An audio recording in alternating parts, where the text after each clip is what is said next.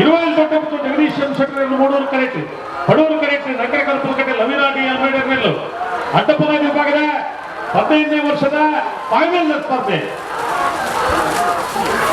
Moodur correct